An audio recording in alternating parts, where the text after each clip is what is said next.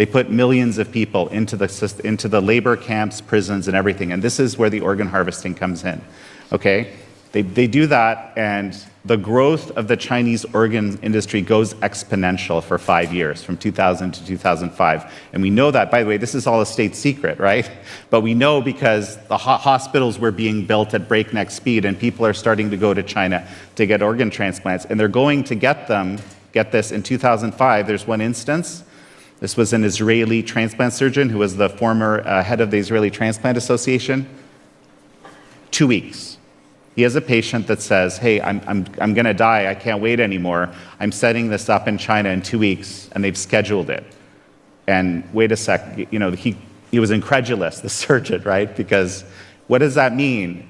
You can't transplant from a cold body. It's a very specific situation. Someone has to be brain dead, but body alive, largely. And there's a whole ethics questions about how you determine that, right? But he goes, Jakob said, that's impossible. But the guy goes, comes back, and he's got his new heart, right? And then that's when this transplant surgeon understood something horrible is going on. Because first of all, how can you get a perfect match, right? It has to be the right size, the right tissue, right blood type, all of this stuff, right? And 2 weeks, that's impossible. That's why you wait for years, because someone has to just die in the right way. Well, so I'm not going to give you the entire picture of the research because this has taken 20-odd years to do. But basically, they blood type, tissue type, all of that stuff, all of these people that are incarcerated, right? The vulnerable people who are being demonized through government propaganda and so forth and are kind of seen as less than human by the population, using language that's very similar to what the Nazi Germans used in the 1930s to demonize the Jews.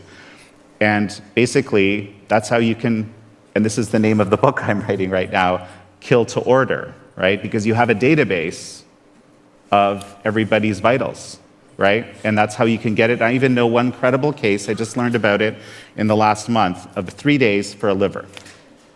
Okay, and that's so there are black markets for organs all over the world. To be clear, this is not, the organ trade is not unique to communist China, but the scale and just the ability to deliver so quickly because you have a farm, basically, and I hate to say it this way, of living people, and with Falun Gong, particularly healthy people. This is